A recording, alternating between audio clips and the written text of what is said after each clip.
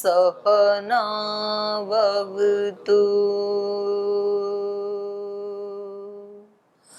सहनौ भुनक्तु सह वीर्यङ्करवावहै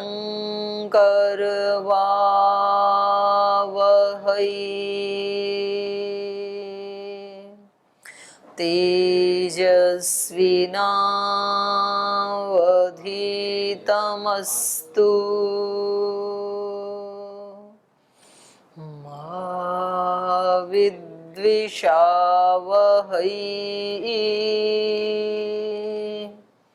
ॐ शान्ति शान्ति शान्तिः।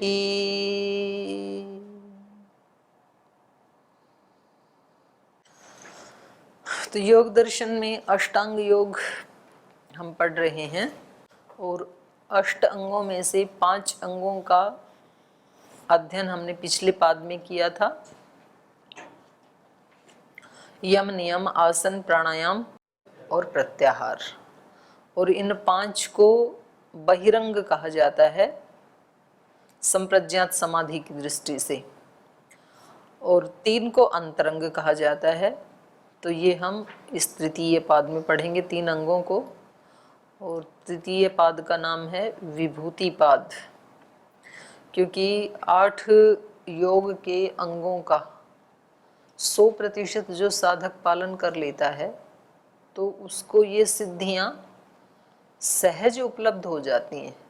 इतना ज़्यादा जो योग कर लेगा 8 अंगों का पूरी प्रामाणिकता से जो पालन करेगा, तो उसको किस किस प्रकार की सिद्धियां प्राप्त करने की योग्यता मिल जाती है, वो इस पाद में बताया गया है, जो योग की दृष्टि से अपने आप में एक बहुत ही रुचिकर विषय भी है, महान विषय भी है, और एक तरह से बहुत सारे दुखों का अंत करने वाला भी है। जब व्यक्ति के पास कोई विशेष प्रकार की उपलब्धि, कोई विभूति, कोई सिद्धि आती है तो वो उस व्यक्ति के बहुत सारे दुखों का नाश कर देती है। भाई उसको ईश्वर वाला सुख तो अभी पाना शेष है, तो इसलिए हम इसको चरम सुख तो कह नहीं सकते, लेकिन बहुत ज़्यादा सुख मिलता है। व्यक्ति के पास कोई छोटी सी भी सिद्धि आती है, मानो अपने ही मन को वश में करने की सिद्धि किसी को मिल जाती है, तो कितनी बड़ी बात है ये। किसी को अपने शरीर को वश में करने की सिद्धि मिल जाती है, या किसी एक इंद्रिय को के ऊपर उसका संयम होने से उसका जो प्रतिफल है वो सिद्धि मिल जाती है, तो ये तो बहुत बड़ी बात है ना। गंभीर तो है, लेकिन अपन तो करने वाले हैं ना, करना है अपने को, कोई पढ़ना तो है नहीं, तो इसलिए इसको सरल करना पड़ेगा अपने को। तो चलिए पढ़ते हैं। अथ विभूति पाद तृतीय उक्तानि पंच बहिरंगानि साधनानि धारणा वक्तव्या। तो जो 5 बहिरंग हैं वो साधन पिछले पाद में बता दिए हैं। अब धारणा के बारे में, जो 6ठा अंग है योग का, उसके बारे में बात की जानी चाहिए। तो ये धारणा क्या है? तो धारणा पतंजलि जी बता रहे हैं, देश बंधस चित्तस्य धारणा। अच्छा, कल एक काम और करना, कल कक्षा शुरू होने से पहले एक एक विद्यार्थी एक एक दिन पूरे पाद के सूत्र बोलेगा। तो आप में से योग दर्शन याद किसको है, या पहले किया है? जिसने आपने किया है ना, सभी ने किया है। कल आप याद करके आना तृतीय पाद, ठीक है? हाँ, तो पहले आपको बोलना है, तो रोज रोज बोलेंगे ना तो वो याद भी हो जाएगा। 2 मिनट का काम है बोलने का। तो जैसे कल आप बोलेंगे, अगले दिन स्वामी हनुमान जी बोलेंगे। किसी को पक्का याद नहीं है तो कोई बात नहीं, वो अपने हाथ में पुस्तक लेके भी बोल सकते हैं। तो रोज रोज बोलेंगे, तो जब तक ये पाद पूरा नहीं होगा, इस भाष्य को पढ़ने से पहले एक बार सूत्र पाठ। तो पहले एक पाद से शुरू करते हैं, फिर देखते हैं ना। तो कल आपको करना है, ठीक है। तो आपकी इच्छा है आप देख के करें, बिना देखे करें, पर पाठ जरूर होना चाहिए। तो ये कह रहे हैं चित्तस्य देशबंध धारणा, चित्त का किसी देश विशेष में चित्त को बांध देना या बंध जाना, इसको धारणा कहते हैं। तो इसमें भाष्य ज़्यादा दिया नहीं, बस केवल स्थान बता दिए कि चित्त को किसी देश विशेष में बांधने के कौन कौन से देश हो सकते हैं, तो वो इसमें बताया है। नाभि चक्रे, नाभि में अपनी चेतना को एकाग्र कर सकते हैं, क्योंकि हमारे सबके जीवन की शुरुआत ही नाभि से ही होती है। मूल जो होता है, जैसे माँ के गर्भ में शरीर की जो रचना की जो शुरुआत होती है, वो सबसे पहले नाभि से ही होती है। पहले तो एक मांस का अर्बुद जैसे ही होता है ना, गर्भावस्था में पहले एक मांस का छोटा सा टुकड़ा सा बनता है, और वो जो टुकड़ा है वो माँ की नाभि से कनेक्ट हो जाता है, नाभि नाल जिसको बोलते हैं। और फिर ये चारों दिशाओं में फैलते फैलते फैलते, फिर उसमें हाथ पैर अलग होते होते, फिर अंग प्रत्यंग बनते बनते, फिर ये पूर्णता को धारण करता है। तो सेंटर पॉइंट वो ही है। तो इसलिए वहाँ ध्यान करने से एक तरह से पूरे शरीर का ही ज्ञान हो जाता है। तो ये स्थान बता रहे हैं कि प्रारंभ में उस नाभि चक्र के ऊपर भी अपने चित्त को बांध सकते हैं। हृदय पुंडरी के, जो महर्षि दयानंद ने दोनों स्तनों के बीच में जो खड्डा सा है उसको हृदय स्थान बताया है। तो वहाँ पर भी हृदय कमल में भी अपने चित्त को एकाग्र कर सकते हैं, बांध सकते हैं। कि चित्त में क्या क्या है वो देखते हैं आज। ऐसे सोच के व्यक्ति आंख बंद करके और वहाँ पर ही देखे, तो शुरू में अंधेरा दिखेगा, फिर हृदय में जो जो कुछ है वो दिखेगा। मूर्धनि ज्योतिषी, मूर्धा में जो ज्योति हैं तो ये जल्दी दिख जाती हैं, जो तिलक वाला स्थान है, यहाँ भी एकाग्र कर सकते हैं। नासिकाग्रे, नासिका के अग्र भाग पर, इधर यहाँ भी लगा सकते हैं अपनी चेतना को। जिह्वाग्रे, जिह्वा के अग्र भाग पर।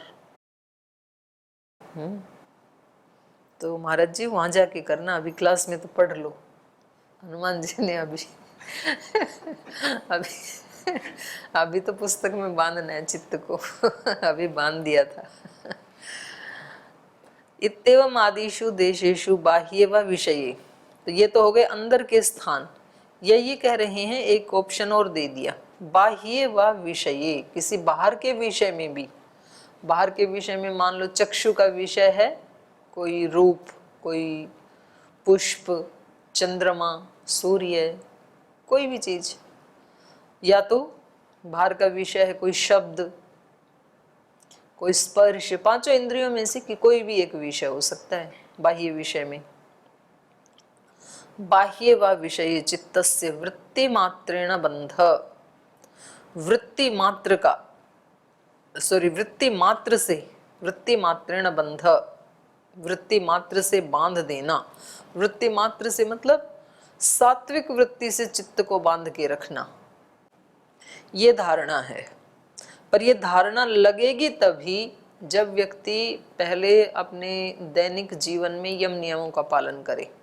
अहिंसा, सत्यस्ते, ब्रह्मचर्य, परिग्रह, शौच, संतोष, तपस, स्वाध्याय, ईश्वर प्रणिधान, इन 10 योग के अंगों के साथ विचरण करे दिन भर की क्रियाओं में।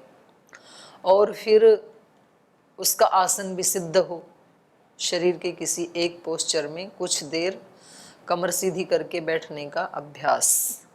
तो ये अभ्यास आप भोजन करते समय भी कर सकते हैं, ये अभ्यास यहाँ कक्षा में भी कर सकते हैं, ये अभ्यास यज्ञ करते समय भी कर सकते हैं, योग में भी कर सकते हैं। तो ऐसे धीरे धीरे, तो शुरू में कोई व्यक्ति 5 मिनट ऐसे बैठ पाएगा, फिर थोड़ा आराम कर लो, रिलैक्स कर लो 1-2 मिनट के लिए, फिर 5 मिनट सीधी कमर, फिर 1 मिनट रिलैक्स, जितना, कोई 10 मिनट, कोई 15 मिनट, कोई आधा घंटा, जैसा जिसका अभ्यास है। और ये अभ्यास बढ़ते बढ़ते जब 3 घंटे आप किसी एक पोस्चर में सुखपूर्वक बैठ पाएं, तो ये फिर आसन की सिद्धि मानी जाती है। और फिर प्राणायाम, किसी एक मुद्रा में बैठ के और फिर थोड़ा प्राणायाम कपालभाति आदि, अनुलोम विलोम आदि, तो उससे फिर चित्त एकाग्र होता है। फिर अपने चित्त को बाहर के विषयों से मोड़ करके अंदर की तरफ लाना, प्रत्याहार, तब धारणा लगेगी। ऐसे नहीं कि सीधे ही हमने धारणा लगाई और धारणा लग जाएगी, ऐसे नहीं होगा।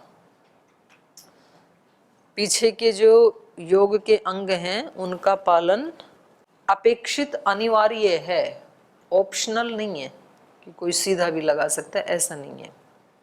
तो ये सब पीछे के पांचों अंगों का ठीक से पालन होने के बाद फिर अपने चित्त को किसी देश विशेष में सात्विक वृत्ति के साथ बांध देना, ये धारणा है।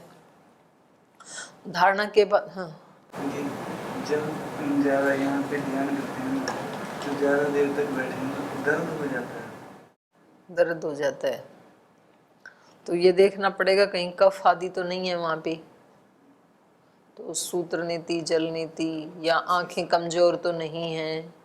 उसी समय होता है।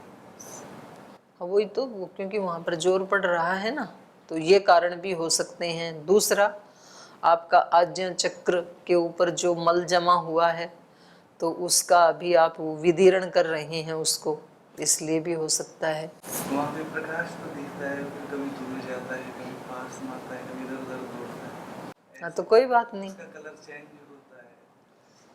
हाँ तो उसको करते जाओ, वो अपने आप स्थिर भी हो जाएगा और उससे अगली अनुभूतियां भी होंगी। तो ऐसे जो सिद्ध हैं उन्होंने बताया कि जितने रूपों का जो दर्शन होता है वो इस स्थान पे होता है।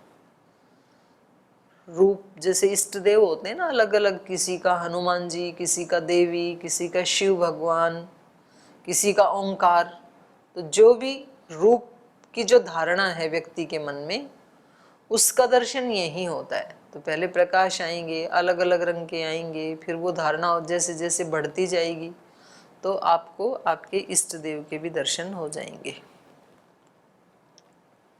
तो कुछ तो होगा ही, मतलब आप यूँ कह रहे हो कि सिर दर्द भी ना हो और समाधि भी लग जाए। तो सिर दर्द यदि होके समाधि लगती है तो सौदा बहुत सस्ता है। ये तो यहाँ तो बड़े बड़े दर्द होंगे, दर्द तो सारे सहने ही पड़ेंगे ना। जब आगे बढ़ोगे आप तो नो पेन नो गेन, कहावत सुनी है ना आपने। पेन के बिना जीवन में कुछ गेन नहीं होता है, पेन तो लेना पड़ता है अगर कुछ गेन करना है तो धारणा के बाद अब चलते हैं ध्यान। तत्र प्रत्येकतानता ध्यानम, वो जो धारणा थी उसमें प्रत्यय एकतानता, तत्र मतलब पिछला जो सूत्र में जो विषय बताया अर्थात धारणा वाला विषय, उस धारणा में जब एक ही प्रत्यय की एकतानता हो जाती है, एकतानता मतलब वो टूटता नहीं है एक सूत्र की तरह से। तो इसका उदाहरण देते हैं वो तेल का, जैसे तेल को ऐसे डालते हैं तो वो धारा टूटती नहीं है, पानी डालेंगे तो कभी टूट भी सकता है बीच में, तेल नहीं टूटता है, शहद नहीं टूटता है। तो ऐसे वो एक ही तरह का प्रत्यय, एक ही तरह का ज्ञान चित्त में बराबर बना रहे लंबे समय तक, तो फिर वही धारणा ध्यान में कन्वर्ट हो जाती है, उसी को ध्यान कह देते हैं। प्रत्यय चेंज नहीं होना चाहिए, ज्ञान चेंज नहीं होना चाहिए, वो लंबे समय तक बना रहना चाहिए। जैसे उसका प्रवाह है गंगा का, तो यद्यपि पानी आगे बह रहा है लेकिन तो भी गंगा एक ही जैसी दिखती है।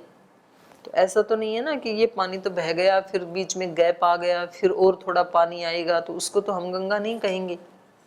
या जैसे दीपक की लो है तो अग्नि ऊपर ऊपर जा ही रही है और लो नीचे से नई नई आ रही है, लेकिन देखने में ये लगता है कि ये वही दीपक है, तो वो दीपक तो है नहीं, प्रतिक्षण बदल ही रहा है। वो पानी नहीं है, प्रतिक्षण वो पानी बदल ही रहा है। तो ऐसे ही ज्ञान जो है वो भी क्षणिक माना गया है। तो वो जो क्षणिक ज्ञान है वो अपने ही जैसे दूसरे ज्ञान को भी उत्पन्न करके फिर नष्ट होता है। शब्द संतान जैसे एक शब्द अपने जैसे शब्द को उत्पन्न करके फिर नष्ट होता है, तो ऐसे ही ये धारणा संतान कहेंगे इसको, या प्रत्यय संतान कहेंगे। एक ज्ञान अपने जैसे ज्ञान को उत्पन्न करता है प्रतिक्षण, तो उसी का नाम ध्यान है। प्रणाम दीदी जी। सांख्य दर्शन में जो ध्यान के विषय में बताया, ध्यानम निर्विषयम मनः, उसमें मतलब उस विषय को छोड़ के दूसरा विषय को बताया जा रहा है, एक ही बात है ना? हाँ, एक ही बात है। तो एकदम वो तो निर्वीज हो गया, मतलब कोई भी विषय नहीं, ना वो है। कोई भी विषय नहीं हो तो फिर निरुद्ध अवस्था होगी जिसमें कोई भी नहीं होगा। तो वहां निर्विषय का मतलब है उस विषय के अतिरिक्त और कोई विषय नहीं होना चाहिए। तो वो एक ही बात है फिर। तस्मिन् देशे ध्येय आलम्बनस्य प्रत्ययस्य एकतानता, एकतानता को खोला, सदृशः प्रवाहः प्रत्ययांतरेण अपरामृष्टः ध्यानम। तस्मिन् देशे, तस्मिन् कस्मिन् देशे, यस्मिन् देशे धारणा कृता, जहाँ धारणा की थी जिस किसी देश में, उस देश में, धारणा वाले प्रदेश में, ध्येय आलम्बनस्य प्रत्ययस्य, जो हमारा ध्येय है धारणा का, उस ध्येय का जो आलम्बन है, अर्थात जो उसका जो ज्ञान है, उसका जो साधन है, ध्येय रूप जो आलम्बन है, उसका आलम्बन वाले उस ध्येय पर ही केंद्रित होकर के प्रत्यस्य एकतानता, सदृश प्रवाह, इसी को खोला, एकतानता को ही खोला, सदृश प्रवाह, उस ज्ञान का एक सदृश प्रवाह, माने वही ज्ञान अपने जैसे ज्ञान को उत्पन्न करके नष्ट हो रहा है, फिर वो अपने जैसे को, फिर वो अपने जैसे को। तो ज्ञान बराबर देखने में एक ही जैसा बना हुआ है चित्त में, जैसे दीपक की लो एक ही जैसी बनी हुई है देखने वाले के लिए, तो उसी को कह रहे हैं। प्रत्ययांतरेण अपरामृष्ट, किसी दूसरे प्रत्यय से जो निर्लिप्त है, अपरामृष्ट है, माने एक ही प्रकार का प्रवाह है, उसमें एक ही प्रकार का ज्ञान निरंतर बना हुआ है, तैल की धार के समान, दूसरा ज्ञान आता नहीं है चित्त में। उसी को ही क्या कह देते हैं? ध्यानम, उसी को ध्यान कह देते हैं। तो धारणा पढ़ा, ध्यान पढ़ा, अगला क्या है फिर? समाधि, 8वां अंग। तद एव अर्थमात्र निर्भासम स्वरूप शून्यमिव समाधि ही। तद एव, वो जो प्रत्यय था, प्रत्यय की जो एकतानता थी, वो जो ज्ञान था, जो हमारा ध्येय है, उस ध्येय को माने उस अर्थमात्र को, तद एव अर्थमात्र निर्भासम, उस अर्थमात्र को निर्भाषित करने वाला, स्वरूप शून्यम इव, माने वो जो ज्ञानात्मक रूप है, उस ज्ञानात्मक रूप से भी निर्भासम, वो भी आभासित नहीं होता है, इव और लगा दिया फिर, स्वरूप शून्यम इव, वो अपना जो स्वरूप है वो शून्य जैसे हो जाता है। वो जो विषय था, जो हमारा ध्येय था, वो तो बना हुआ है, लेकिन अपना स्वरूप कि मैं इसको देखने वाला हूं, ये अपना स्वरूप क्या हो जाता है? शून्यम इव, शून्य तो होता नहीं है, देखने वाला तो आत्मा ही है, पर शून्य जैसा हो जाता है, पता नहीं चलता है कि ये मैं देखने वाला हूं और ये इस विषय को देख रहा हूं, ऐसा ज्ञान होता नहीं है। मतलब क्रिया तो यही होती है कि एक विषय होता है चित्त में कोई, और एक उसको देखने वाला आत्मा है, लेकिन आत्मा को उस समय अपना अलगाव आभासित नहीं होता है, वो अर्थ मात्र ही निर्भासित होता है बस। जिसको हमने प्रथम पाद में पढ़ा था ना, वो समापत्ति, तत्स तदंजनता, तत्स तदंजनता माने मानो उसी में स्थित है और उसी से रंगे गए, तद स्वरूप ही हो जाना, ऐसा। तदेव अर्थ मात्र निर्भासम, वो जो ध्येय विषय है, वो जो अर्थ मात्र है, केवल मात्र वही जब निर्भासित होता है, और साधक का अपना स्वरूप कैसे हो जाता है? शून्यम इव, अपना स्वरूप शून्य जैसे हो जाता है, इसका नाम समाधि है। ध्यानम एव ध्येय आकार निर्भासम, ध्यान में तो क्या था? एक तो ध्यान करने वाला था, और एक जिसका ध्यान कर रहा है, उस प्रत्यय की एक तानता बनी हुई थी, तो दो थे ना उसमें। अब ये उससे अगली वाली स्टेज क्या है चित्त की? ध्यानम एव, वो जो ध्यान था, वो जो हमारा ध्यान का विषय था, ध्यानम एव ध्येय आकार निर्भासम, ध्येय के आकार का निर्भासित होने लगता है। माने जिसका आप ध्यान कर रहे थे, मानो वो सगुण साकार रूप आपके सामने अभिव्यक्त हो गया और आपका अपना स्वरूप शून्य जैसे हो गया। प्रत्ययात्मकेन स्वरूपेण शून्यम इव। प्रत्ययात्मकेन स्वरूपेण माने ज्ञानात्मक जो रूप था, वो जो हमारा ध्येय है ध्यान में, उसका जो ज्ञानात्मक रूप था वो कैसा हो गया? स्वरूप शून्यम इव, अपने स्वरूप से मानो शून्य हो गया। स्वरूप शून्यम इव यदा भवति, तो फिर क्या होगा? ध्येय स्वभाव आवेशात तदा समाधि रीति उच्यते। तो जब वो स्वरूप से शून्य हो गया, ज्ञानात्मक जो रूप था वो अपने स्वरूप से शून्य जैसे जब हो जाता है, तो ध्येय स्वभाव, जो ध्येय का अपना स्वभाव है, अपना जो रूप है, उस भाव से, उस भाव के आवेशात तदा समाधि रीचि इति उच्यते, माने उसके जैसा हो जाता है वो। ज्ञानात्मक रूप हट करके वो ज्ञान जिसकी तरफ संकेत कर रहा था वही स्वरूप जब आभासित होने लगता है, उसका नाम समाधि है। जैसे मान लो ध्यान में हम केवल ओंकार का ध्यान कर रहे थे, तो ये जो ओंकार की प्रत्येकतानता बनी हुई थी, ये जो ज्ञान है ओंकार का, ये कैसा था? ये ज्ञानात्मक था। और अभी समाधि में वो ज्ञानात्मक रूप हटके और वो ज्ञान जिसकी तरफ संकेत कर रहा था वो स्वरूप आभासित होता है। तो ना ज्ञान रहा और ना ज्ञाता रहा, ज्ञाता भी नहीं है, आत्मा भी नहीं है, और केवल वो स्वरूप मात्र, माने ओंकार ही ओंकार हो गया सब कुछ। इसका नाम समाधि है। ठीक है, तो महर्षि पतंजलि जी ने हमारे को समाधि तक पहुंचा दिया शब्द के माध्यम से। अब इसको फॉलो करके आगे बढ़ना ये हमारा काम है। अब ये कह रहे हैं ये तीन चीजें बताई हैं आपको, धारणा, ध्यान और समाधि। तदेतत् धारणा ध्यान समाधि त्रयम एकत्र संयमा। तीनों जब एक जगह हो जाते हैं, एकत्रित हो जाते हैं, तो उसी को क्या कह देते हैं? संयम। त्रयम एकत्र संयमः, जो एक ही ध्येय विषयक ये तीनों हैं, धारणा ध्यान और समाधि, तो इसको संयम कह देते हैं। एक विषयाणि त्रीणि साधनानि संयम इति उच्यते। एक ही ध्येय विषय वाले ये जो तीन साधन हैं, धारणा ध्यान समाधि, इन्हीं को ही तीनों को मिला करके संयम कहते हैं। जैसे सत्वरज तम तीनों को मिला करके प्रकृति कह देते हैं, ऐसे यहाँ पर धारणा ध्यान समाधि को मिला करके संयम कह देते हैं। तदस्य त्रयस्य तांत्रिकी परिभाषा संयम इति। तो ये अपनी इस शास्त्र की तांत्रिकी भाषा है, टेक्निकल वर्ड बोलते हैं ना जिसको। तो यहाँ ये संयम केवल योग दर्शन की ही शास्त्रीय परिभाषा है।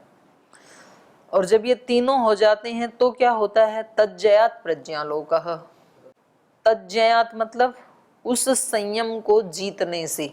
संयम को जीतने से मतलब उस संयम का अभ्यास जब बहुत प्रगाढ़ हो जाता है, यही उसको जीतना है।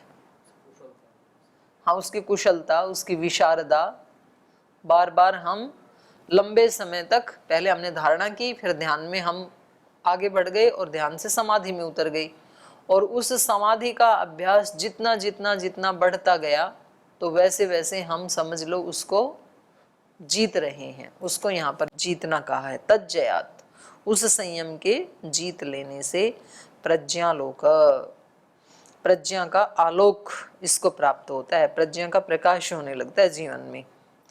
तो भाई देखो, वास्तव में प्रज्ञा का आलोक करने का जो साधन है वो तो यही है, धारणा ध्यान और समाधि। और भाई पुस्तकों में पढ़ना है तो फिर तो योग दर्शन है अपने पास, जितनी मर्जी धारणा ध्यान समाधि लगाओ पुस्तक वाली, और रियल वाली लगानी है तो फिर तो लगानी ही पड़ेगी, उसका तो अभ्यास ही करना पड़ेगा। तो जैसे आजकल आप लोगों ने रामायण को प्रायोरिटी दे रखी है, ऐसे ही ध्यान को भी कुछ समय के लिए प्रायोरिटी देनी चाहिए। 15 मिनट, 10 मिनट, आधा घंटा, उससे फिर चीजें ना, मतलब अंदर का जो परिवर्तन है वो उसी से ही होता है, शब्दों से थोड़ा परिवर्तन होता है, पूरा पूरा नहीं होता है। तो इसको फिर कल पढ़ेंगे, प्रज्ञा का आलोक कैसे होता है। बहुत इंटरेस्टिंग विषय है विभूतिपाद, तो अच्छा ही हमारे सिलेबस में है। आज तो हमने आधा घंटा ही रखा था पाठ, तो आज हो गया समय, आज यहीं विराम लेते हैं।